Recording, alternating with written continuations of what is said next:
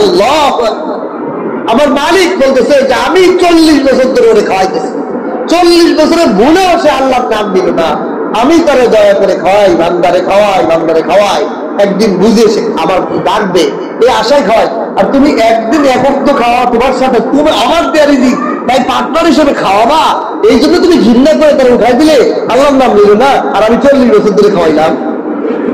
বিনয়, বিনয় শিখাইছে আমাদেরকে, স্যাক্রিফাইস, যে আমি নিজেকে ছোট মনে করা, ওনার জন্য অহংকার না এসে যায়।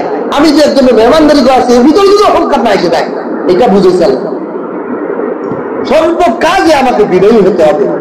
আমার ইবাদতে, আমার দান ঘরাতে, আমার মেহমানদারিতে, আমার সব কাজে আমি কিছুই না, আমার দ্বারা হয় না। আল্লাহ করা, আল্লাহ করা, আল্লাহ আমার লাগাইছেন কাজে। আমার মতো কত মানুষকে রাস্তায় ঘুরে ফেরাই করে হিরুন্তি বানায় রাখতে পারতেন। আমারই আল্লাহ পছন্দ করে না আলী বসাইছেন, কথা শুনাচ্ছেন, কথা বলাচ্ছেন। হাজারো মানুষ আমার মতো, আমার থেকে ভালো পরিবেশ ছিল, তারা হিরুন্তি বানায়, মদের আড্ডায়, বারের আড্ডায় ব্যবসা রাখছে। আল্লাহ আমার প্রতি, আল্লাহ আমার প্রতি ভালোবাসা দেখছে। আল্লাহ আমাকে দয়া করে এই রাস্তা আছে। আমার মতো হাজারো মানুষকে বেরাস্তায় ঘুরাইতেছে, দিক বিদিক ঘুরাইতেছে, টাকার পিছিয়ে ঘুরাইতেছে, সম্পদের পিছিয়ে ঘুরাইতেছে। কোনো শান্তি নাই, কোনো অশান্তি, শান্তির মধ্যে জীবন যাপন করতেছে। জীবনের কোনো লক্ষ্য তাদের স্থির নাই। কি করবে, কি করবে, এই টাকা কামাইলো, একটা বাড়ি বানাইলো, আর একটা বাড়ি বানানোর ভিতরে চলে আছে, এক দোকান আছে, আর এক দোকান বানানোর ভিতরের মধ্যে আছে। কিসের মধ্যে সে ঘুরতেছে, কোন জায়গাতে তার খাদ্য, সেই লক্ষ্যই সে ফিরে পাচ্ছে। আল্লাহ আমাকে আপনাকে এখনো দিনের পথে আনছেন, হকের পথে আনছেন, হক্কানি আলেমের মজলিসে বসার তৌফিক দান করছেন। এর মতো সৌভাগ্যবান আপনার কার কারণ, আলহামদুলিল্লাহ। قد أفلح من تزكى وذكر اسم ربه فصلى. قال النبي صلى الله عليه وسلم الدين والنصيحة أو كما قال عليه الصلاة والسلام. بارك الله لنا ولكم في القرآن العظيم ونفعنا وإياكم بالآيات والذكر الحكيم إنه هو الغفور الرحيم. আল্লাহ পাকের লাখো কোটি শুকর ও সুজুদ যে মহান রব্বুল আলামিন আমাদেরকে দয়া করে, মায়া করে হাজারো ফিতনা ফাসাদ থেকে, আবহাওয়ার বৃষ্টি গাদলা কাদা পানি সব উপেক্ষা করে, আল্লাহ পাক দয়া করে, মায়া করে, ভালোবেসে আমাদেরকে এই খানকার মধ্যে ইসলাহি বয়ান করা এবং শোনার জন্য আমলের নিয়তে বসার তৌফিক দান করেছেন। এর জন্য কালিমাতু শুকর আদায় করি, আলহামদুলিল্লাহ। আল্লাহ যদি দয়া না করেন, আমি বলারও ক্ষমতা নেই, আপনাদের শোনারও ক্ষমতা নেই। বলতে পারি না যদি এখানে বসে আছি কেন শুনবো না, এখানে ঠিক বসেই থাকবেন, কিন্তু আপনার কানে, মনের কানে ঢুকবে না কথা। এরকম হয় না? এই মজলিসে বসে আছে 1 ঘন্টা ধরে, কি কথা বলতে বলেন, কিছুই বলতে পারে না। তাহলে শোনানোর মালিক কে? বলার মালিক, বলানোর মালিকও আল্লাহ। বলানোর মালিক কে?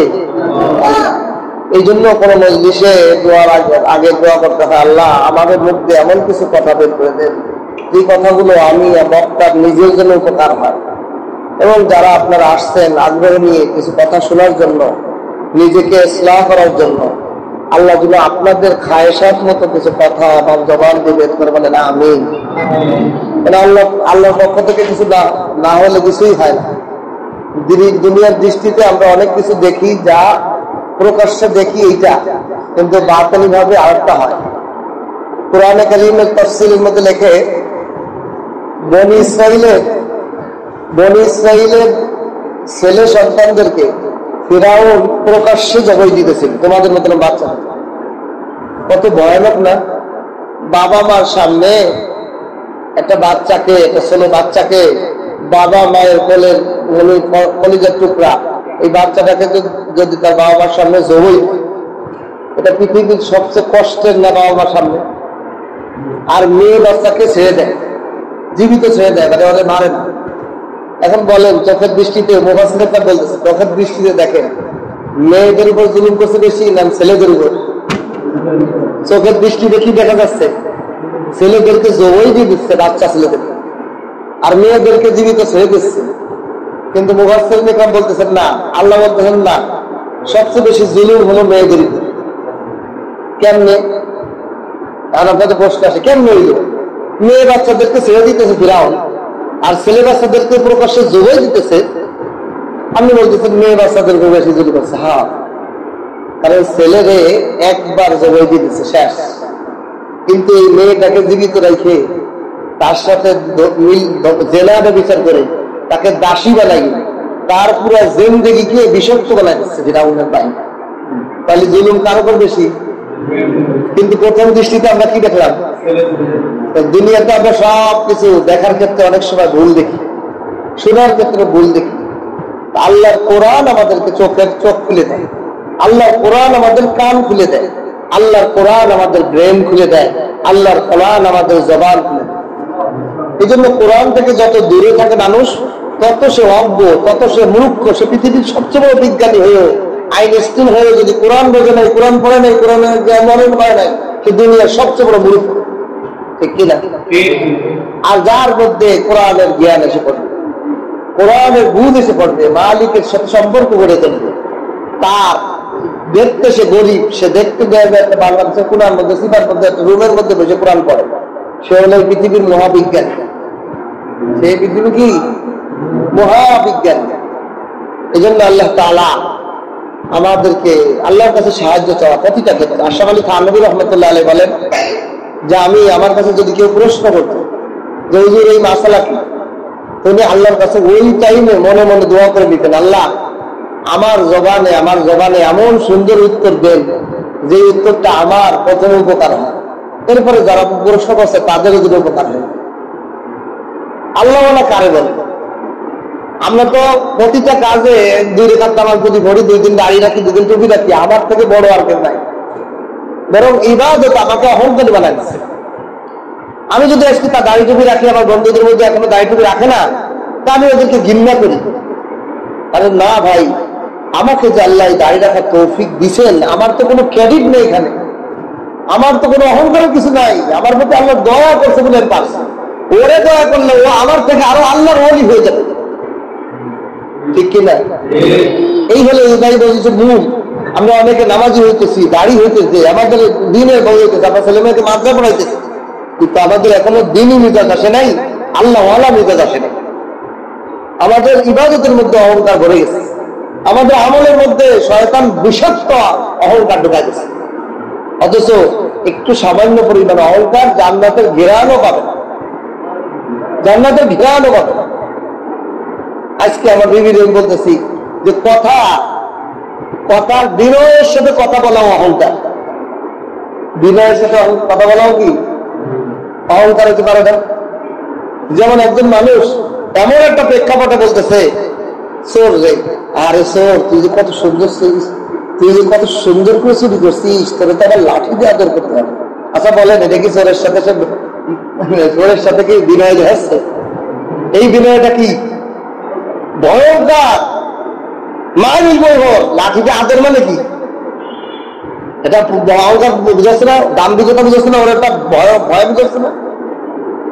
অথচ দেখেন প্রেক্ষাপট কি, চোর তুই কি সুন্দর করে চুরি করলি, তোর তো আমি আদর করবো, লাঠি দিয়ে আদর করবো, তোরে একেবারে লোহার রড দিয়ে সুন্দর করে ঘোষণাকে আদর করবো। কারণ কথাটা কি বিনয়, বিনয়ের কথা। কিন্তু এই কথার পিছে কি আছে? দাম্ভিকতা, ভয়ঙ্কর, তোর পিঠায় ফাল ফেলা দেওয়া হবে। তাই জন্য নরম কথা হলেই দেখলেই বোঝা যায় যে আমি আল্লাহ বলি, টুপি দেখলেই হয় না যে আমি আল্লাহ বলি, নামাজ পড়লেই আমি আল্লাহ বলি হতে পারবো না। আমার ভিতর দিনের মেজাজ আসতে হবে, বিনয়ের মহা আক্রান্ত সিফাত আমার মধ্যে আসতে হবে যে আমার কাছে কিছুই নেই, আমি কিছুই রাখতেছি না, আমি মালিকের সামনে কিছুই করি না। এই যে আজকে মাগরিবের আগে মুসল্লিদেরকে দাঁড়ায় বলতেছিলাম যে মালিক রিজিক দিলেন কে? আল্লাহ। আপনারা আমার যত পকেটে টাকা আছে আপনাদের সবার কে দিছে? আল্লাহ দিছে না? এখন আল্লাহ দিছে, খরচ করার ক্ষেত্রে আমি 2 রকম হয়ে গেছে আমার মেজাজ। খরচের ক্ষেত্রে 2 রকম। দেখেন, আমি আমার ছেলে মেয়ে বিবি বাচ্চার যখন প্রয়োজনে খরচ করি, আমার কখনো মায়া লাগে না, আমার কখনো মনে হয় যে কীর্তনি করি, এরকম হয় না। পৃথিবীতে সবচেয়ে বেশি মানুষ, যত মানুষ যত কৃপণী হোক, কিন্তু ছেলে মেয়ে বিবি বাচ্চা পরিবারের মধ্যে খরচ করতে তার কোনো কৃপণতা বা মাইন্ড আসে না। প্রয়োজন এমনকি একটা বাচ্চার, তার একটা নিজের কলিজার টুকরো সন্তান 3 লক্ষ টাকা লাগবে একটা অপারেশন, সে কাটার কাছে যায়, সে ধার কর্জ বন্ধু বান্ধব আত্মীয় স্বজনের কাছে দিয়ে এই টাকার ব্যবস্থা করে, এমন ভাবে করে যে তার কোনো আফসোস নাই যে 3 লাখ টাকা, 3 লাখ টাকা, 3 কোটি টাকা গেল আমার বাচ্চা শুধু, তার কোনো আফসোস হয় না, তার কোনো এখানে কি মায়া লাগে না যে এতগুলো টাকা আমার এই বাচ্চার অবসর খরচ করে এলাম। কিন্তু এই লোকটাকে যদি আমি বলি ভাই আল্লাহ পাক রিজিক দিচ্ছে, আপনার তো সম্পদ দিচ্ছে, আপনার তো আল্লাহ পাকের একটা ফরজ মালি হক আছে, আল্লাহ পাকের মালি হক হলো ফরজ যাকাত, আপনি যাকাতটা হিসেব করে দেন না কেন? ফরজ দিয়ে লাইছি, লুঙ্গি গামছা কিন্তু দিয়ে লাইছি। কি আশ্চর্য বিষয় দেন, আমার ছেলে মেয়ে আমার কোনো টাকা কামাই করে দিয়েছে, তারা আমার টাকা বানাই দিয়েছে, তারা সারা পৃথিবীর মানুষ মিলে তারা একটা রিজিক আমার বানাই দিতে পারবে? অথচ আল্লাহ রিজিক দিলেন, আমার একটা সম্পর্ক রক্তের বন্ধন দিয়ে জানলা আল্লাহ করেছে, তো এটা বাচ্চা তোর সন্তান, এটা তোমার সন্তান। আচ্ছা এইটাও তো বুঝা তো কঠিন। আমার বিবি যদি আমার 1 বছর আরেক জায়গার থেকে বাচ্চা নিয়ে আসে, এটা কি জানা সম্ভব? আমরা মানুষ তো দুর্বল, আমরা এত দুর্বল যে আমরা আমাদের নিজেদের ব্যাপারেও খবর রাখি। আর আমার বিবি আরেক জায়গায় বাচ্চা নিয়ে আসছে, না সব পথ সব ঠিকই আছে, কিন্তু কিভাবে দুর্ঘটনা ঘটায় নিয়ে আসছে যাতে বাচ্চা মনে হচ্ছে আমার, তাহলে এই সিস্টেমে আমি বলতেছি এটা আমার রক্ত, আমার সন্তান, এই জন্য ওর পিছনে জান প্রাণ খরচ সব করতেছি, আমার একবারও কৃপণতা আসে না, আমারও একবারও মনে হয় না যে মাল সব ধ্বংস হয়ে যাচ্ছে, মাল খরচ হয়ে যাচ্ছে। কিন্তু আমি জাকাত দিতে গেলে আমার মালিক আমার বানাইলেন, আমার মালিক আমাকে রিজিক দিলেন, আমার মালিক আমাকে সবকিছু দিলেন, কিন্তু মালিকের পিছনে টাকা খরচ করতে গেলে আমার মনে হয় যে এত টাকা দিয়ে তুমি জাকাত মাইন্ড সেটা আমাদের কি ইসলাম হলো এখানে যে আমার মাইন্ড এমন করতে হবে, যে আমার মাইন্ড এমন করতে হবে যে আমার 20 বছর যদি আমি 2 টাকা খরচ করি, আমি আল্লাহর পিছনে 200 টাকা খরচ করি, আমার আল্লাহর পিছনে টাকা খরচ করতে আমার কোনো অসুবিধা, আল্লাহর পিছনে হবে, আল্লাহর সন্তুষ্ট হবে, আল্লাহ মসজিদ মাদ্রাসা খানকা এতিম কলবে এলেন দ্বীনি খানকা মেহমানদারি বিভিন্ন দ্বীনি ক্ষেত্রে, আবার আত্মীয় স্বজনের মেহমানদারি, যে জায়গায় আল্লাহ আল্লাহ খুশি হন ওই জায়গায় আমার খরচ করতে, ওই জায়গায় খরচ করতে আমার জন্য আনন্দ লাগতে হবে। যে আমার বাচ্চাকে আমি চকলেট কিনে দিলে যতটুকু আনন্দ না লাগে তার তো বেশি আনন্দ লাগতে হবে আমি আল্লাহর সন্তুষ্টির জন্য কোনো খরচ করতে, ঠিক কিনা? অথচ আমাদের অবস্থা দেখেন, আমরা কত বড় দেব খারাপ যে আমাদের আল্লাহ আমাদের বানাইলেন, আল্লাহ আমাদের রিজিক দিলেন, আল্লাহ খরচ করো, অথচ আমরা খরচ করি। অথচ দেখেন কি শয়তানের দোকান, দিলে আল্লাহ কমায়। পৃথিবীতে কেউ দান করে আল্লাহ রাস্তায় খরচ করে গরিব হয়ে গেছে এর কোনো নজির আছে? ইতিহাস আছে? বরং দান করনেওয়ালা প্রতিদিন কোনো কিছু না কিছু দান করনেওয়ালা ব্যক্তি কোনদিন দরিদ্র হবে না, এটাই লেখা আছে। একটা গল্প আছে, এক লোক এক হুজুরের কাছে গেছে, হুজুর আমার তো বহু সম্পদ, আমার কি বহু সম্পদ, অনেক সম্পদ কম নেই, আমি একটু দরিদ্র হইতে চাই, আমি একটু গরিব হইতে চাই। তো হুজুর বলছে ঠিক আছে, তুমি কি করবা?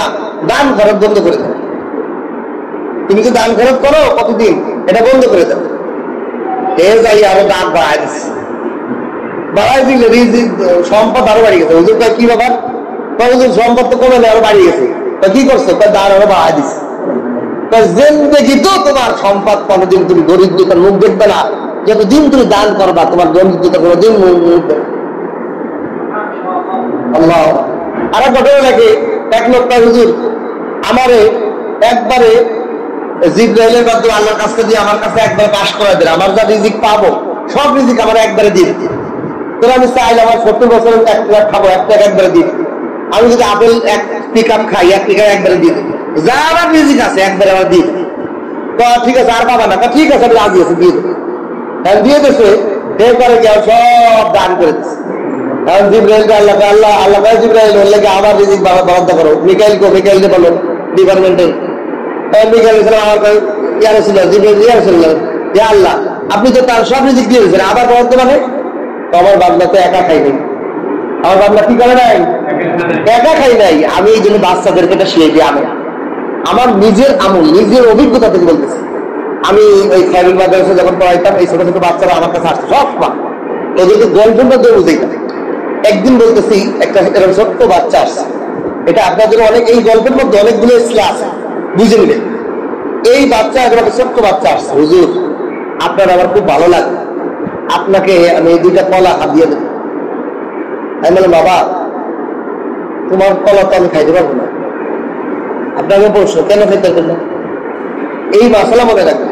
নাবালেগ, যার এখনো বালেগের আলামত পাওয়া যায়নি, স্বপ্নদোষ হওয়া, দাড়ি মোজ জ্বালানো, চন্দ্র মাসের 15 বছর হয়ে যাওয়া, এই 3টা আলামতের কোন একটা আলামত পাওয়া গেলে সে বালেগ। এই বালেগ হওয়ার আগ পর্যন্ত এখানে যারা আমরা উস্তাদ আছে, এগুলো খুব সেন্সিটিভ মাসালা। আমরা যারা গার্জিয়ান আছি বাসা বাড়িতে, এই মাসালা খুব খেয়াল রাখবেন। আমরা তো অনেক আল্লাহ হয়ে যেতে চাই, হালাল হারামের মাসালাই বুঝি না। এই নাবালেগ বাচ্চার হাতে যে তার বাবা মা খাবার দিচ্ছে, এই খাবার অনেক সময় পায় না। চিপস, কাকু দেও না আমার একটু, উস্তাদ কি খেতেছিস, তুই একা খাইতেছিস, আমার দিলি একটু, তো একটা চিপস আপনারা দিল। এই চিপসটা সুপর করা যেরকম হারাম, আপনার আমার জন্য এরকম হারাম। কি লিগে হারাম? এর মালিক, এই নাবালেগের মালিক কে? তার বাবা মা, তার গার্জিয়ান, তার মালিক। গার্জিয়ানকে অনুমতি দিয়েছে আপনাকে, আমাকে দিয়েছে, আমি উস্তাদকে দিয়েছে, আমি চাচাকে দিয়েছে, আমি মামাকে দিয়েছে, দেই নেই। এই জন্য এটা আমি আমার জন্য ও হাদিয়ে দিলেও হাদিয়ে খাওয়া হারাম হয়ে যাবে। হারাম কি শুধু খালি গরু মরা, শুয়োর মরা, খালি এই কুকুর মরা, এগুলোই খালি হারাম? হালাল খাবারও হারাম হয়ে যায় প্রেক্ষাপটে। প্রেক্ষাপটে কি হয়ে যায়? হারাম। তাহলে চিপসটা হালাল জিনিস না, কিন্তু হারাম হয়েছে কেন? এটা বৈধ তরিকা আসতেছে না, এটা নাবালক, তার বাবা মার গার্জেনের অনুমতি ছাড়া আমাকে দিতেছে, এটা হালাল হইবে না, এটা হারাম। আমি বললাম বাবা, ওরা তোর মাসালা বুঝাইতেছে, বাবা তোমার তো আদিয়া নিতে পারবো। তো মহব্বত কারে বলে? দেখেন, মহব্বত যার প্রতি হয়, আসলে এটা মহব্বত অন্য একটা জিনিস। দুনিয়া তো দেখেন, একটা ছেলে একটা মেয়ের প্রতি ভালোবাসা হয়ে গেলে পাগল হয়ে যায়, সারা দুনিয়া গাল হইতেছে যে তুই রিক্সাওয়ালার ভাই একটা গরিবের মেয়ের ভিতরে হইতেছিস কেন, দেখতে তো ঢক না, সারা দুনিয়া গাল হইতো, বাপ মা বেজার, বন্ধু বান্ধব বেজার, কিন্তু ওরে ফিরাইতে পারে না। आशिकू का क्या अलामत, आशिकू का से अलामत आए बेसर, आहे जर्दो रोहे सर्दो चश्मे तार। इश्क मोहब्बत এটা একটা আলাদা জিনিস। ওই বাচ্চারা চোখ দিয়ে ফল ঢাল করে পানি পড়া শুনেছে। আমি তো বুঝছি যে ও আশেক, আশেকের কাছে কোনো মাসালা চলে? আশেক কোনো মাসালা বোঝে না। আমার প্রেমাস পথকে আমি দিতে পারলে আমার খুশি। তাহলে ও তো বাচ্চা মানুষ, এ তো বুঝতেছে না হালাল হারামের মাসালা, কিন্তু ও তো আশেক। তখন আশেকের বলতো প্রেমাস পথে রক্ষা করতে হবে। আমার প্রেমিক আমার জন্য পাগল, আমার কলা দিবে দুইটা। হুজুর আপনার দুইটা কলা দেবো, আমি আমার আব্বু দেশে, আমি আপনার না দিয়ে খাইতে পারতেছি। আমি ট্রেন খুলে যখন খাইতে গেছি, আপনার চেহারা বাসে, আপনার না দিয়ে আমি খাইতে পারতেছি। আর কাম করছে, চোখ দিয়ে করছে। আমি ঠিক আছে বাবা বস, তোমার আব্বার নাম্বার আছে? তোমার আব্বুর নাম্বার আছে? মোবাইল নাম্বার আছে, দাও। মোবাইল দিচ্ছি, ভাই কেমন আছেন, আপনার ছেলে আমার, হ্যাঁ তাকে আপনার ছেলে তো এরকম ভাবে আমাকে দুইটা কলা হাতিয়ে দিতেছে, কিন্তু ও তো মালিক না, আপনি মালিক। এখন এই মাসালা আমি তো ওর থেকে হাতিয়ে নিতে গ্রহণ করতে পারতেছি না। আর আমি যে আপনার এই মাসালা বলতেছি, এখন তো আমি সোয়ালকারী হয়ে যাবো। তাহলে আমি আপনার মাসালা বলা মানে কি, আপনি আমার হালাল করে দেন, তারপরে আমি নেই, তাহলে আমি তো সাহেব হয়ে গেলাম না, আমি তো ফকির হয়ে গেলাম। ভাই আমি নিতে পারবো না, আমি কলা দুটো ওর থেকে ওর সন্তুষ্টের জন্য নিতেছি, এটা আপনার মাল, আমানত আমার কাছে রাখতেছি, আপনি আসবেন, আপনার কলা ফেরত নিয়ে যাবেন, আমি নিতে পারবো না। কিন্তু ওর সন্তুষ্টির জন্য আমি কলাটা নিয়ে আমানত রাখতেছি। ও তো বোঝে না, ও তো নিয়ে গ্রহণ করা বোঝে, কিন্তু আমি গ্রহণ করতেছি, আপনি আসেন, আমি আপনাকে দেখা করেন, তারপরে কথা হুজুর না, আমি অনুমতি না হবে না ভাই, আমি তো সোয়ালকারী হয়ে গেলাম, আমি তো বাহানাকারী হয়ে গেলাম যে ভাই এই মাসালা আমার এই যারা মনে করবো কম মাসালা, তাহলে এমনি করবো হালাল, তাহলে আপনার আমি হাদিয়া দিয়ে দিলাম। আমি এরকম হাদিয়া দিই না, কারণ আমি চাই ওই গার্জিয়ান যে হাদিয়ার সিস্টেমটাও বুঝুক। হাদিয়ার একটা সিস্টেম আছে আমাদের সমাজে। যারা আমি বসেছি একজন 1 কেজি আম নিয়ে মুসল্লিদের মধ্যে, আমার মসজিদ হয় এরকম, আমি শিখাই। আমি একটা লাউ কিনতে গেছি, আমি রান্না করে খাই মসজিদে, একটা তরকারি কিনতে গেছি, হুজুর টাকা লাগবে। আমি কেন ভাই? কারণ আমার হাদিয়া দিতে বিপদে পারে, কারণ হাদিয়া শিখাই আমি বলি কেন, আপনি আমার কেন দিবেন? হুজুর আপনি আমার ইমাম সাহেব, আপনার হাদিয়া দেবেন। আমি বলছি হাদিয়া তো আমি দোকানে এসেছি, তখন আপনি হাদিয়া দেন, আপনি তো একটা লাউ নিয়ে আমার রুমে দিয়ে আসেন না। হাদিয়া বলে এমন, হাদিয়া বলে যে মাহবুব, তাকে তার প্রয়োজন বুঝে তার কাছে যে পৌঁছে দিয়া, গোপনে দিয়া। আর আপনি আমার এই যে দিতেছেন, এতে অনেকগুলো রক্ত দিয়ে, তাহলে দোকানে এগুলো শুরু করে দেয়। আমি বললাম আপনি যে আমার যে টাকা দিলেন না, আমার তো যখন মনে আসবে যে তরকারি লাগবে, ওই দোকানে বের ফিরে যাবো। আমি হুজুর তো লোভ হয়ে গেলাম, আমি হুজুর তো লোভের আমার গোডাউন বানাই দিলাম। এখন আমার যখনই তরকারি কিনবো, তখনই আবার দিলে আসবে যে এই দোকানদাররা গেলে আমার কাছে টাকা নেয়, কি বলে আপনি কি বলবেন এটা আপনাকে হয় না? আপনার এক বন্ধুর কাছে গেলে, একটা বন্ধুর দোকান আছে বাজারে, গেলে টাকা নেয় না, কারা দোস্ত লাগবে না, যা দিয়ে দেয়। তার একবার মনে ধর এই দোস্তের দোকানে যাই, এরকম আসে না? মানুষ তো আমাকে আসে, এই লোককে মারিয়ে লাগবে। কিসের লোক? এই লোক তুই এলে দোকান নেয় না, এই দোকান টাকা দিয়ে দেবে। আমি ভাই একটা মালই নেবো না, আবার টাকা না নিলে একটা মাল ফেরত। হাদিয়া এরম না, হাদিয়ার মতো দিতে হবে। হাদিয়া হলো পৃথিবীর শ্রেষ্ঠ রিজিক, হাদিয়া হলো পৃথিবীর শ্রেষ্ঠ রিজিক। এই পৃথিবীর মধ্যে সবচেয়ে হালাল খাবার হলো হাদিয়া। কোন ব্যক্তি যদি হাদিয়া দিয়ে হাদিয়ার কোনো মাল পান, আপনি খাবেন, কোনো হিসাব নেই, কিয়ামতের দিন কোনো হিসাব নেই আপনার।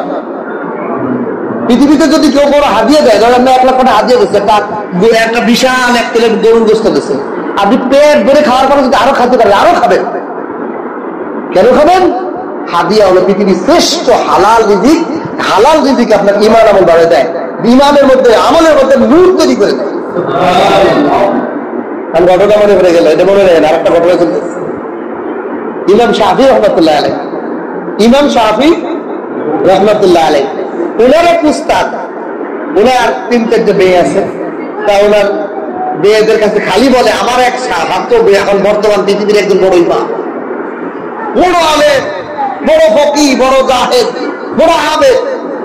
মেয়েরা কয় আপনার ছাত্র ডাক দিলে একদিন দাওয়াত দিতে, একবারে কিরকম হুজুর, কত হুজুর দেখছি পেটু পেট হয়ে যায়, খাবার সামনে তিনি খাবার করে এলায়, খাওয়া ছাড়া কিছু বলবে না। হুজুররা বললাম মানে খাও, মানে কয়না সমাজের তুই খাদো, হুজুররা খালি খাওয়ার পর আসে, এই বাড়ি দাওয়াত ও বাড়ি দাওয়াত এগুলো বলে না। তো মেয়েরা এরকম বলতেছে, তা হুজুর ওনার উস্তাদ ওনাকে দাওয়াত দিচ্ছে, উনি আসছে। আসার পরে দেখেন মেহমানদারি, আমরা তো ইসলামের ঐতিহ্যগুলো সব হারাই ফেলেছি। ইসলামের ঐতিহ্য হলো, আপনার বাসায় কোনো মেহমান আসে, এই মেহমানের সামনে যত খাবার পাকাইছে পুরা পাতিল ধরে ওনার সামনে দিয়ে উপস্থাপনা করা, মানে পুরো পাতিল কালিগুলি সহ না, মানে পুরা খাবারটা ওনার সামনে উপস্থাপন করা। উনি খাওয়ার পর যে খাবারটা জুটা হয়, মেহমানের জুটা 70 প্রকারের রোগের সেবা। আজ আমাদের পরিবার থেকে রোগ বলা মুসিবত যায় না কেন? আমরা আদর্শ থেকে দূরে, আমরা মেহমানদের গুরুত্ব দিয়ে বাঁচিতে রাখি। মেহমানের সঙ্গে সব খাবার দেবো, মেহমান খাইতে গায়ে গোটায় গোটায় যে খাবারটা থাকবে, এইটা পরিবারে নিয়ে মেহমান না বাড়ির লোকরা, বাচ্চারা, আমরা দিয়ে সবাই সুন্দর করে খাইবো, বরকত করো খাবার খাবো। তো ওই নিয়ম অনুযায়ী ইমাম শাফি রহমতুল্লাহর সামনে সমস্ত খাবার পেশ করে, যা খাবার ছিল সব।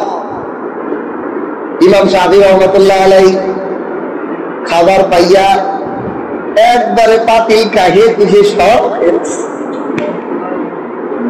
এমন ভাবে খাইছে, পাতিলের মধ্যে তো ঝোল যে খায় মানুষের তো অনেক সময় না, পরিবারের মা বোনেরা, আমি গ্রামের ছেলে আমি জানি, মানে মেহমানদের খাবার দিয়ে আর খাবার নাই, কি পাতিলের কড়াইয়ে তরকারি ঝোল টোল হারিয়েছে, এর মধ্যে ভাত কটা নিয়ে মুড়ি কটা নিয়ে এরপরে বা পরিবারের বাচ্চাদের সবাই খায় না, বললে এরকম করে না, সেই কাহাটাও রাখে নাই।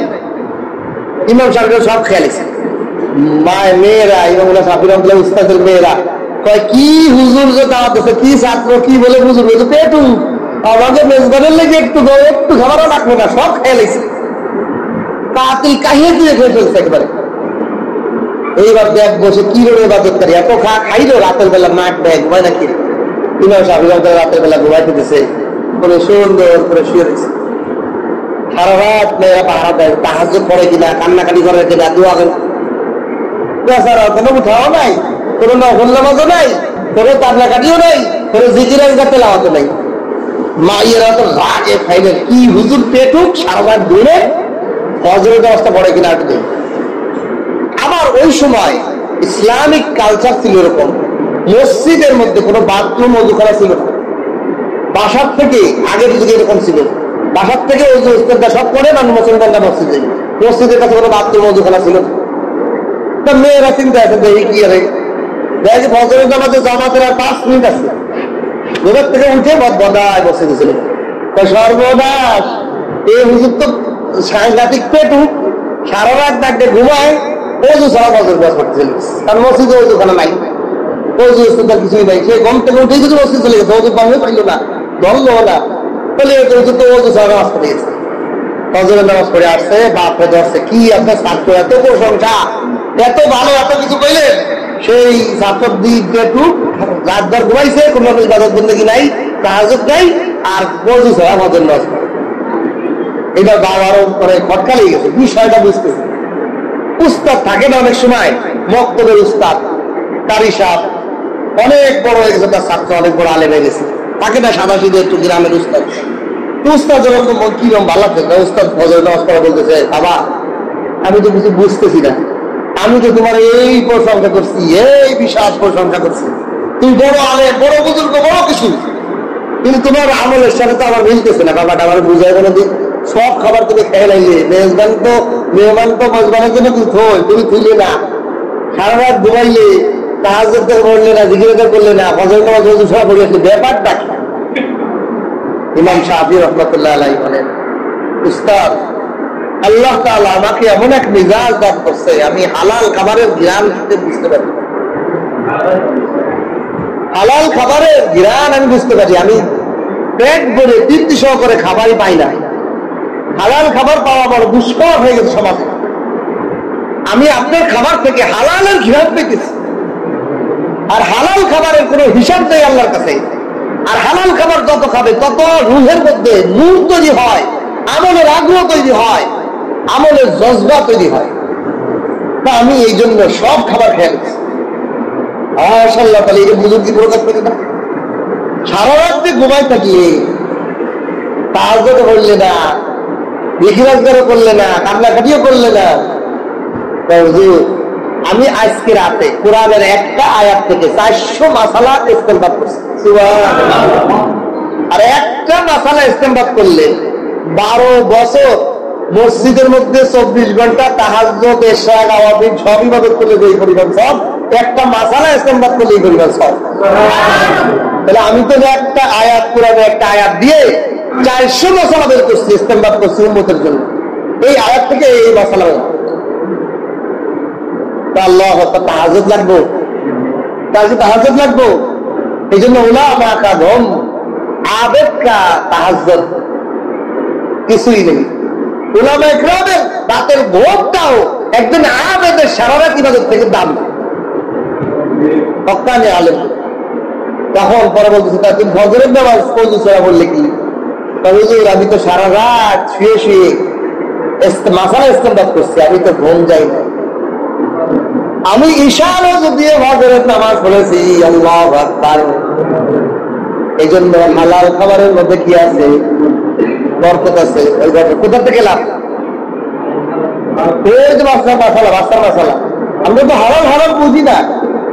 তা হালাল ওই বাচ্চারে ওই লোকে বললাম যে হাদিয়া, দোকানে হাদিয়া দেয়। আমি বললাম না, আপনার এখানে হাদিয়া দেবো না, আপনি হাদিয়া দিলে আপনি ভালোবাসে আমার দোকান থেকে নিয়ে আমার রুমে, আমার বাসায় দিয়ে আমার দিয়ে আসবেন, হুজুর এই যে আপনার আনছে একটু হাদিয়া। আর হাদিয়া গোপনে দিতে হবে, সামনে না। ধরেন এই মজলিসের মধ্যে আমাদের বনির ভাই আমাকে 1 কেজি আম হাদিয়া দিলেন। এখন এইখানে যারা আপনারা আছেন তাদের 2 ধরনের মন, কয় ধরনের মন? এই বসে 2 ধরনের মন হবে। কয় ধরনের মন হবে? 2 ধরনের। এক শ্রেণীর হবে, হাই মনির ভাই অনেক টাকাওয়ালা মানুষ, উনি হুজুরকে হাদিয়া দিতে পারে, আমরা দিতে পারি না। হবে না এক শ্রেণীর আফসোস, আরে হযরতে আলমকে একজন নবীর ওয়ারিসে মনির ভাই টাকা আছে, উনি অনেক হাদিয়া দিতে পারে, আমার তো দেওয়া বলে চায়, আমি তো গরিব, আমার তো টাকা নাই, আমি তো দিতে পারতেছি না, আফসোস তো দিয়ে। আর এক শ্রেণীর হবে হলো বিপরীত, এত হুজুর হইলে খালি হাদিয়া পাওয়া যায়, হুজুর হইলে কি হাদিয়া পাওয়া যায়, হুজুর কত হাদিয়া লালে লাল, হুজুরটা কি হাদিয়া লালে লাল। এই যে রোগ তৈরি হলো কিসের কারণে? প্রকাশ্যে দেওয়ার কারণে। হাদিয়া হবে গোপন, হাদিয়া হবে আপনি একা, এমনকি হাদিয়া আপনি দেখছেন যে আপনার হাতের মধ্যে কি দেখছেন তাও না, কুচে বিজয়ী। এটা হাদিয়ার তরিকা, সুন্নত তরিকা। হাদিয়া গোপনে দেওয়া যাতে রোগ তৈরি না হয়, কারণ এতে এই ধরনের রোগ তৈরি হয়। দান বললাম এইভাবে দেওয়া যাবে। এই জন্য ওই বাচ্চার বাবারে বললাম যে এইটা আমি নিব না, ওটা সোয়াল হয়ে গেল। আমি যদি আপনি বলে আমি দেন, এটা হাদিয়া না, এটা তো আপনি বাধ্য হয়ে, এখন আপনার ছাত্র আমার কাছে, আপনার ছেলে আমার কাছে পড়ে, এখন আমার মন জয় করার জন্য কইতেছেন যে হুজুর খান, আপনি দিলাম হাদিয়া। আপনি তো জীবনে কোনোদিন আমার আইসে বলেন নাই কলা কিনে নিয়ে আজকে দেন, বলে আপনি আজকে দিচ্ছেন তো, মানে আপনি আমার ভালোই বাসেন না, না আপনার কলা নেবই না। এই লোক তো কি হুজুরে ভালো বললাম, আমি তো না আপনার কলা নিয়ে যাবেন, এনে যে গাইছে দিলাম, আমি বললাম তুই বাজে যাচ্ছি আইসে আসছে পৌঁছে দিবে গেলাম, আমি বললাম খাবো না। এই লোক অস্থির, এই লোক আইসে আইসে তার হুজুর বিষয়টা আমি তো শোনেন, হাদিয়া হলো মহাব্বত। আপনি কোনোদিন দিচ্ছেন আপনার ছেলেতে, আপনি দেখবেন, আপনি অনেক অনেকের কাছে আসেন, আপনি হাদিয়া দিচ্ছেন, আপনি কদিন কদিন থেকে আসছেন যে হুজুর হাদিয়া দিই তাদের, বলে আপনার হাদিয়া নেবেন, যেহেতু পাগল। আমি তো তাই হুজুর হাদিয়া কিভাবে নেবেন, আমি তাহলে আমার কাছে আসতেই বাজে এসে আসতেই, আপনি যে আমার হাদিয়া দেবেন আপনাকে তো আমি কিছু দিতেই। আল ইহসান ইল্লাল ইহসান, আল জাযাউল ইহসান ইল্লাল ইহসান। আল্লাহ বলে অনুগ্রহের বিনিময়ে অনুগ্রহ ছাড়া আর পৃথিবীর কোনো জায়গা দিয়ে দেওয়া হয় না। আপনি আমার হাদিয়া দিলেন, আপনারা আমি কি দিলাম, আপনাকে তো আমার কিছু দিতে হইব, আমার দিন দিতে হইব, মাসলা দিতে হইব, কোনো না কোনো কিছু দিতে হইব। আলে বলে আমার মানুষ হাদিয়া দেয় কিরে, কে লোক দেয়? ওই লোকটা ওনার থেকে এমন মাখা মাখা এমন দামি জ্ঞান এলেন পায়, এই জন্য মানুষ মনে করে যে হুজুরকে হাদিয়া দেয়। আরে মিয়া, হুজুররা একজন মানুষকে যে কি পরিমাণ দেয় এটার বিনিময়ে তো হাদিয়া কি, কিছুই না, কিছুই না। একজন আলেম, হক্কানি আলেম আমাদেরকে যে উপদেশ দেয়, কোটি টাকার উপদেশ দেয়, যে নসিহত দেয়, যে আমাদের জীবনের মোড় ঘুরে যায়, যিনি আমার জীবনকে চেঞ্জ করে দেয়, সেই লোককে আমি টাকা আর কয়েক টাকা কি দিয়ে আমি তার ক্ষতিপূরণ দিয়ে দেবো? কখনোই পাবো কান বললাম। এই জন্য আপনার আবার আসতেন। এখন ওই লোক আসছে, আসার পর পরে বলছেন আপনি যে বলেন আমি সেই ব্যাপার, আমি অবশ্যই আসবেন বলেন, তাহলে আমি গ্রহণ করতে আসছি। পরে আমি ঠিক আছে, কোন জন অনেক অনেক করছে, আবার ধাক্কা বেশি দিলে তো চলে দিব, বেশি পড়া মানে ওরা বুঝাইলাম এইভাবে আপনার আপনাদের তৈরি হয়ে যাবে।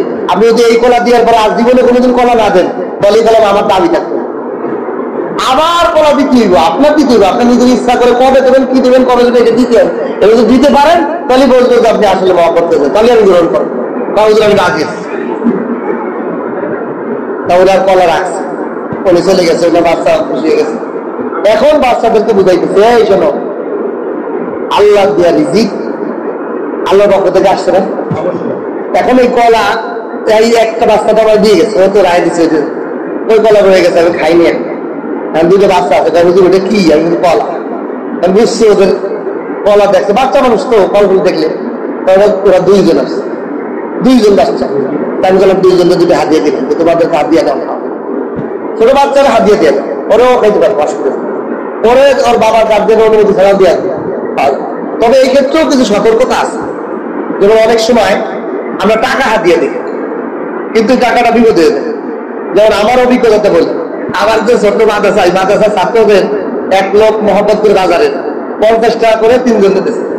তাহলে ওরা 3 জনে যাইয়ে খাবারটা কিনে খাবে না, ওরা কি করছে, ওই যে পিস্তলায় গ্যাস লাইট আছে না, গ্যাসের চুলা জ্বালায়, গ্যাসের চুলার মধ্যে পিস্তলের মধ্যেই দেখতে গুলি মারলেই ওটা আগুন করে। ওই 50 টাকা 3 জনে কিনে আইনি আমার বাসা, আমার মাদ্রাসার ওই পর্দা আছে না, জানতার পর্দা, পর্দার মধ্যে মারে, বালিশের মধ্যে মারে, কাগজের মধ্যে মারে। মাদ্রাসা পুরো সরকার করে ব্যবস্থা না। আমি তো হঠাৎ করে দেখি পর্দায় মারতেছে, আমি তো সর্বনাশ, ওরা তো মাদ্রাসা জ্বালাই দিব। আমি বললাম কি এই মাদ্রাসার আগুন জ্বালানোর পিছিয়ে কিনা মূল হুদা কিনা, তোকে তা পাইলি কোথায়? আমাকে দেশে আমি সঙ্গে সঙ্গে বল, ভাই আপনি মাদ্রাসা পুরাই বা সরকার করে দিতে চান? হুজুর কি করেন, মানে খুব মহব্বতের কাছে কি করেন আপনি, আমার মাদ্রাসার আগুন দিয়ে পুরা করছেন, আপনি করছেন না কেন? হুজুর কিছুই তো বুঝতেছি না। আমি বললাম যে আপনি 3 বাচ্চারে 50 টাকা দিচ্ছেন, খাবার জন্য দিচ্ছেন, ওরা তো খাবার জিনিস কেনে নেয়, ওরা তো বন্দুক খেলছে, আগুন ধরানো বন্দুক আমার মাদ্রাসার মধ্যে আগে মারে, পর্দার মধ্যে মারতেছে, কাগজের মধ্যে মারতেছে, আমার পুরো মাদ্রাসা আগুন ধরা দিই।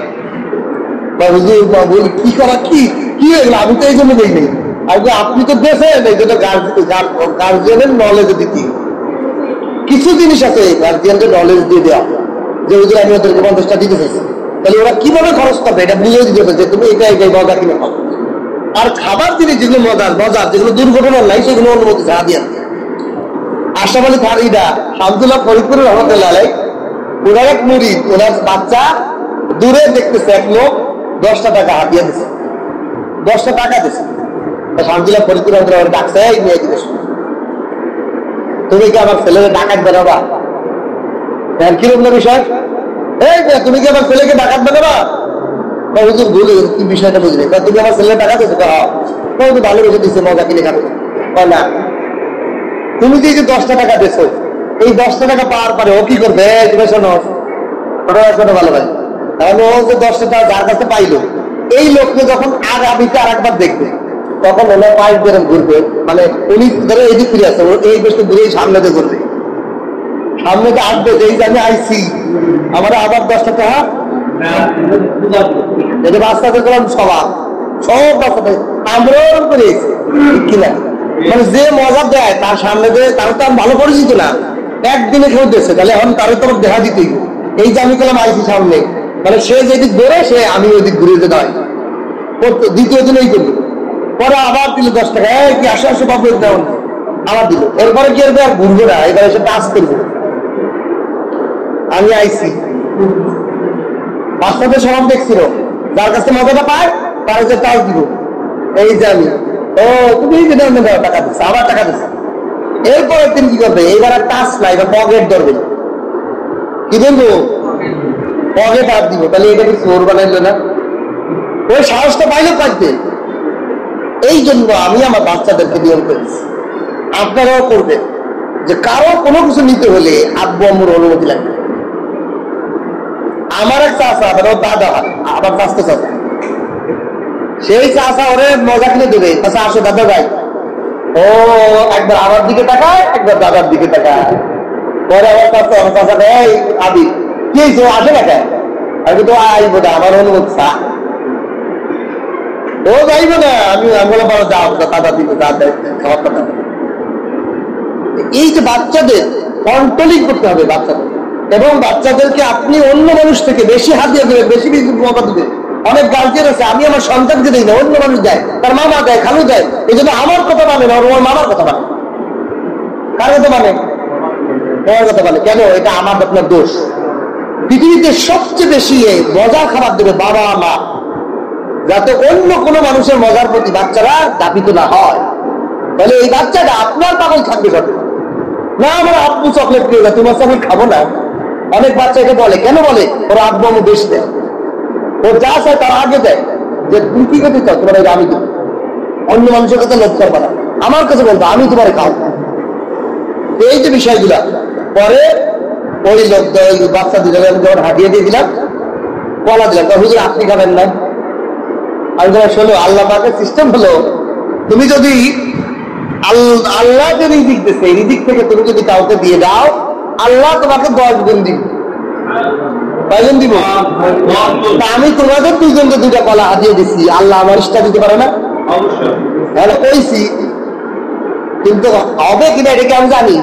আমি যদি আল্লাহ করতেও পারে, তাহলে আমরা কি বসে তাই 20-20টা কলা আসে। আল্লাহ আল্লাহ আল্লাহ আল্লাহ আল্লাহ আল্লাহ, কি ব্যাপার? আমরা তো এখনো আল্লাহর চললাম, এখনো আল্লাহর জন্য কিছু করলাম না। কি বলেন? এই বাচ্চাদের কথা বলতে বলতে একটা লোক 2 ফানা কলা নিয়েছে, 24টা কলা, 24টা কলা নিয়ে আমার রুমে ঢুকছে, পর্দা সরাইয়ে। আমি দেখেই বললাম, ভাই আপনি কলা নিয়ে আসলেন কি লিখে? হুজুর আমার মাজা ব্যথার জন্য আপনার কাছে তো তেল করেছিলাম, খুব ভালো হয়ে গেছিলাম, অনেকদিন ভুগছি। আপনি আপনারা কিছুই হাতিয়ে দেয়নি, আপনি তো পুরো হাতিয়ে বলো না। আমি নিয়ে গেছিলাম, ভালো হয়ে গেছে, কিন্তু আমার মনে মনে আছে যে আপনার একটু হাতিয়ে দেবো। তা আমি আজকে মসজিদের দরজায় আসছি, দেখি যে কলা আলা কাছে কলা কলা, আমার জেনে আসলো যে হুজুর লেগে যাবে কলা নিয়ে। আমি বললাম, আপনার জেনে আসে নাই? মালিক ডাল 2 জন বাচ্চা নিয়ে হুজুর বসে রয়েছে, কলা ওর মাথার মধ্যে ডাল, এখনই তো নিয়ে যায়। আল্লাহ আল্লাহ, সে আল্লাহ এখনো দেয়, সে আল্লাহ এখনো দেয়। আমরা তো আল্লাহ থেকে নিয়ে আসি কিনা, আমরা তো দিয়ে আসি কিনা। আমি তো বাচ্চাদেরকে শিখাই, তোমার আব্বা তোমাকে একটা কলা দিচ্ছে, তুমি তোমার বন্ধুদেরকে অর্ধেক দিয়ে খাও, যে আল্লাহ আপনার জন্য আমি আমার বন্ধু কারা তুলে দিলাম। তোমার বিস্কুট দিচ্ছে, তুমি আর সাথী বাজে দিয়ে খাও, কেন দিবা? যে আরো কলা আসবো, আরো বিস্কুট আসবো। চালাকি। যে একা খায় তার কাছে কখনো রিজিক আসে না, যে আর একজনে দিয়ে দেয়। আল্লাহ ওর তো দিছিলাম এই একটা কলা, ও তো অর্ধেক খেয়ালাইছে, তা আমি তো আল্লাহ অর্ধেক দিই না, আল্লাহকে কোনো অর্ধেক দেয়, আল্লাহ ডবল বেলায় দিয়ে আমি বললে আবার বরাদ্দ করি রিজিক। এই জন্য পৃথিবীতে আল্লাহ প্রিয় হতে হলে আল্লাহ নিজে খায় না, অন্যকে খাওয়ায়। এই জন্য প্রিয় হতে হলে আমি যা খাবো তার থেকে অন্যকে শরীক করবো। এই জন্য খলিলুল্লাহ ইব্রাহিম আলাইহিস সালাম উনি মেহমান ছাড়া কোনোদিন খানা খাইতেন না। কোন অকপ্ত খাবার মেহমান ছাড়া খাইতেন না। একজন কাফের, একজন নাস্তিক, সে তারে দাওয়াত তারে পাইছে, ওরা খায় না, পাইতে পাইতে এক নাস্তিক সে আইসে, চলো ভাই আমার সাথে খানা খাবো। আচ্ছা ভাই খাবো। পরে গেছে, বিসমিল্লাহ খাবো না, খাবো না, খাবি না, আল্লাহ নাম করি না, তোর যা।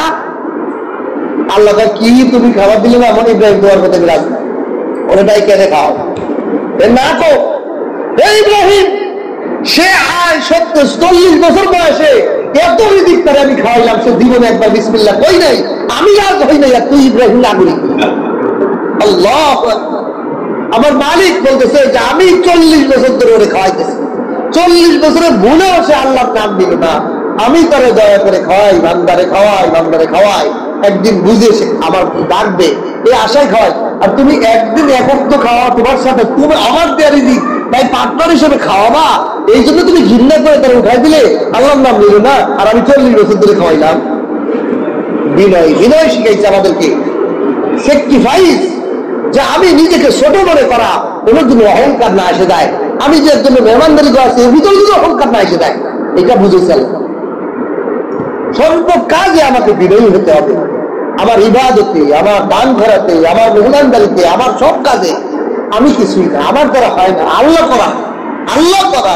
আল্লাহ আমার লাগাইছেন কাজে। আমার মতো কত মানুষকে রাস্তার ঘুরে ফেরাই করে হিলতে করে রাখতে পারতেন, আমারে আল্লাহ পছন্দ করে না আনি বসাইছেন, কথা শুনাচ্ছেন, কথা বলাচ্ছেন।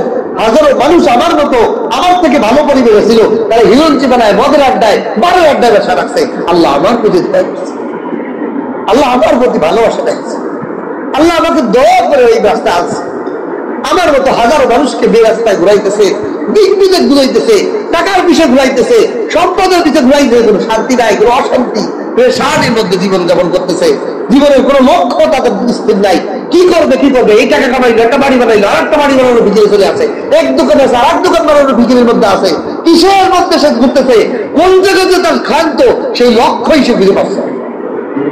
আল্লাহ আমাকে আপনাকে এখনো দিনের কথা আছে, হকের পথে আইছেন, হকানি আলেমের মজলিসে বসার তৌফিক দান করছেন, এর মতো সৌভাগ্যবান আমরা কার কারণ আলহামদুলিল্লাহ। এই জন্য আল্লাহ পাক আমাদেরকে যে রিজিক দেয়, এই রিজিকের মধ্যে অংশগ্রহণ করা। বনি ইসরাইলের একটা ঘটনা লাগছে বেস্তের মধ্যে। বনি ইসরাইলের এক লোক রাস্তাতে ক্ষেতের মধ্যে আটতেছে, ক্ষেতের মধ্যে আটতেছে, সে দেখে যে ক্ষেতের মধ্যে হঠাৎ করে ব্যাগের মধ্যে আওয়াজ হলো, অমক আব্দুল্লাহর জমিনে পানি দেব। ব্যাগ থেকে, বড় ব্যাগ থেকে এক টুকরা ব্যাগ আলাদা হয়ে গেল, একটা ক্ষেতের দিকে উড়ে গেল, জব জব করে ওই ক্ষেতের মধ্যে হেল বৃষ্টি। ওই লোক দৌড়ে গেল, দেখে একটা লোক ওই ক্ষেতের পানি আটকে রাখতেছে, যতটুকু দরকার তার ক্ষেতের পানি। ভাই আব্দুল্লাহ, আপনি কি আমল করেন? বলতেছে যে আমি যে আব্দুল্লাহ, আপনার তো কোনোদিন দেখি নাই, আপনার তো অপরিচিত বলে হচ্ছে, আপনি আমার নাম জানলেন কেন? এটা বলে রাখে, তারপরে বলতেছে ভাই আমি তো ব্যাগের থেকে আপনারা আওয়াজ আপনার নাম। আর ওই লোক বলতেছে, বলতেছে ভাই আমি একটা আমল করি, আল্লাহ আমাকে যা রিজিক দেন, এই রিজিককে 3 ভাগ করি। এক ভাগ আমি আল্লাহর সন্তুষ্টির জন্য আল্লাহর রাস্তায় খরচ করি, আরেক ভাগ এই ফসল আবার বুননের জন্য, আবার শরীরচাটা লাগিয়ে দেব, আরেক ভাগ আবার পরিবারের জন্য খরচ করি। এই নিয়ম করার কারণে আল্লাহ তাআলা আমার এই ক্ষেতের মধ্যে যখনই পানি দরকার, আল্লাহ তাআলা মেঘ দিয়ে অটোমেটিক পানি দিবে, যেই সময় যে সময় পানি দরকার। আল্লাহ আজ আমরা তো তৈরি হই না, আমরা আমাদের সম্পদ থেকে, আমি অনেকে বলি আপনি আপনার 100 টাকার 1 টাকা ভাগ দিয়ে, যে আপনি মাসে 10,000 টাকা ইনকাম করেন, তো 10,000 টাকার প্রত্যেক 100 টাকায় 1 টাকা আপনি আলাদা করেন, যে আমি এই টাকাটা আমি দিনের পথে খরচ করবো, মসজিদে খরচ করবো, এই খানকায় মেহমানদারি হয় এখানে খরচ করবো, মাদ্রাসা ছাত্র পিছিয়ে খরচ করবো, দিনই মাহফিলে খরচ করবো, ওলামায়ে কেরামের হাদিয়ার পিছিয়ে খরচ করবো। আমি আল্লাহর সন্তুষ্টির জন্য যে সমস্ত কাজ আছে ওইগুলো আমি খরচ করবো। আপনার ইমান যদি বাড়ে, আপনি 50 টাকা 1 টাকা করেন, 20-40 টাকা 1 টাকা করেন, এরকম দাপে দাপে আপনি কিছু দেন। আপনি 3 ভাগের 1 ভাগ এখনো পারবেন না, কারণ আমাদের ইমান এখনো এরকম হয়ে পারে নাই। এখনই 3 ভাগ করতে গেলে আপনি কষ্ট করে যাচ্ছেন। আপনি 50 ভাগের 1 ভাগ, 100 ভাগের 1 ভাগ করেন। শুরু করেন আমল যে আমি 1000 টাকার 10 টাকা আমি আলাদা করবো। 1000 টাকা আমি কামাইছি, 10,000 টাকা হলে 10,000 টাকা হলে কত হবে? 100 টাকা। তাহলে আমি 10,000 টাকা যদি মাসে কামাই, আমি 100 টাকা প্রতি মাসে দিনের দিকে খরচ করবো। সম্ভব কিনা? এটা করে চাপ করবো? আমি আল্লাহর জন্য কেবল শুরু করলাম। আমি কেবল হাঁটি হাঁটি বাচ্চা, আমি এই লাইনে আর বাচ্চা কেবল আমি শুরু করলাম। 10,000 টাকা আমার বেতন, আমি 100 টাকা প্রতি মাসে আবার বাড়ো যে আমি এটা মসজিদ বাড়বো, দিনের দিকে খরচ করবো। এইভাবে ধাপে ধাপে আপনি আগান। আল্লাহ পাক আপনার আমার মধ্যে বরকত কিভাবে ঢেলে দেয় দেখেন। আমরা তো বুঝি না, আল্লাহ এই সিস্টেমই রেখেছে এটা, যে দান করে তার সম্পদ বাড়ায় দেন। পৃথিবীতে সবচেয়ে বড় একটা সত্য কথা, একটা বড় সত্য কথা হলো যে দান করলে সন্তান কমে, সম্পদ কমে। দান করলে কমে না, বাড়ে। একই না। এবং আমার এক বন্ধু, ওরা হিসাব করে দিচ্ছি জাকাতে, ওরা বুঝাইছি জাকাত দোস্ত ওরম জাকাত দাও, আল্লাহ তার সম্পদ বাড়ে। কত হাজার টাকা? 30,000 টাকা আসছে জাকাত। এরপরের বছর 70,000 টাকা জাকাত আসছে। আচ্ছা বলেন, সম্পদ বাড়ছে না কমছে? তারপরের বছর 1.5 লাখ টাকা আইছে জাকাত। তাহলে সম্পদ বাড়ছে না কমছে? আমি বলতে দোস্ত, ব্যবসা হলো আল্লাহর সাথে করবা। ব্যবসা কার সাথে করবা? এই জাকাতটা আমি করবা আরো দান করবা। প্রতিদিন কিন্তু তোমার আমল নামাটা দানের খাত থাকে। প্রতিদিন আপনি 1 টাকা হলেও দান করেন, যে 1 টাকা হলেও আমার দিনের মধ্যে দানের খাতে নাম থাকতে হবে। ওই দিনের সমস্ত মুসিবত আপনার বাড়ির দ্বারে কি আপনার এলাকার কাছেও থাকবে না। দানের শুধু সম্পদ বাড়ে না, বেশি মুসিবত দূর হয়ে যায়। এক লোক আমার বাজারে ব্যবসায়ী, বিভিন্ন কার্য মসজিদের দানের কথা বললে কোনো দান পাবে। এমন একটা রোগ বাড়ছে, শুধু পরীক্ষা করতেই 3 লাখ টাকা গেছে। ওষুধ খাওয়ার আগে মানে পেটে পাকস্থলীর মধ্যে একটা পানি জমছে, অনেক কি এক পানি জমছে। এই পানিটা পরীক্ষা করতে কয় লাখ গেছে? আমি বললাম কি ভাই, যে 3 লাখ টাকা গেলে আমি মায়া লাগে না? কথা তো রোগের জন্য যাবে। আমি বললাম যে জাকাত মসজিদে দান করাতে করতে 100 টাকা দিকে 200 টাকা দিতে কত বরাদ, আর এমনিতে যাইতেছে সব হবে না কিছু হবে। আমাদের মাইন্ডটা কি হয়ে গেছে? শয়তান পায়খানা করে দিচ্ছে আমাদের দেমাগের মধ্যে, যে বাচ্চা অসুখের জন্য খরচ করতেছে কোনো মায়া লাগে না, আর যে আল্লাহ টাকাও দিল তার দিকে খরচ করতে আমার মায়া আসে না। আমি তো ওরকম হয়ে যাবো, ওরকম আশা হয়ে যাবো যে আল্লাহর পিছে খরচ করতে আমার কোনো মানে পাগল হয়ে যাবো, এরকম হয়ে যাওয়া দরকার। কিন্তু আমার ওই মাইন্ড তৈরি হচ্ছে না। এই জন্য আমাদেরকে তৈরি হতে হবে, আমাদেরকে আল্লাহর রাহে খরচ করার জন্য নিজেকে। এই জন্য আমি আবার এসার পরে আমাদের মসজিদে আবার তাফসির আছে, তো কথা শেষ করে দেবো। আল্লাহ তাআলা আমাদেরকে আল্লাহর সন্তুষ্টির জন্য আল্লাহ রাহে খরচ করা প্রয়োজন। এগুলো ইসলাম, অনেকগুলো ইসলাম কথা বললাম, বুঝতে পারছেন? অনেকগুলো কথা এটা আসছে ইসলাম, কিন্তু মূল কথা হলো আল্লাহর সন্তুষ্টির জন্য আমার কি করতে হবে? প্রতিটা পদক্ষেপ নিতে হবে। আমার মালের মধ্যে আল্লাহ, আমার ইবাদতের মধ্যে সর্বক্ষেত্রে যদি আমার বিনয় থাকে, আমার যদি অহংকার প্রকাশ থাকে, আমি দান করে যদি আমি বলি না যে আমি আমল করতেছি, গোপন আমল আল্লাহর কাছে গোপন। মানে আপনি টাকার এই যে দানের একটা আপনি মনে মনে সাজাইছেন যে প্রতি 10,000 টাকায় 100 টাকা, এরকম আমি প্রতি মাসে খরচ করবো, এটা কেউ না বলে আল্লাহ এই আমলটা আমি আপনার জন্যই করলাম, আপনি আর আমি জানবো, আর কেউ জানবে না যে আমি আমলটা করি। এমন কিছু আমল আল্লাহর জন্য করা যে আমলটা আপনি আর আল্লাহ ছাড়া দুনিয়ার আপনার বিবি বাচ্চাও জানে না এই আমলটা আপনি করেন। এরকম কিছু গোপন আমল দান করার সবাই রাখেন, এবং দান করার ক্ষেত্রে এরকম গোপন আমল করেন যে আপনি কাগজের মধ্যে লিখে আপনি মসজিদে দিয়ে দিলেন, গোপনে কেউ জানবে না যাতে দিয়েছেন, প্রকাশ যেন না পায়, এরকম করেন। আল্লাহ পাক আমাদেরকে তৌফিক দান করেন। যে কথাগুলো বললাম আল্লাহ তাআলা এই কথাগুলো আমাকে আপনাকে সবাইকে আমল করার তৌফিক দান করবেন।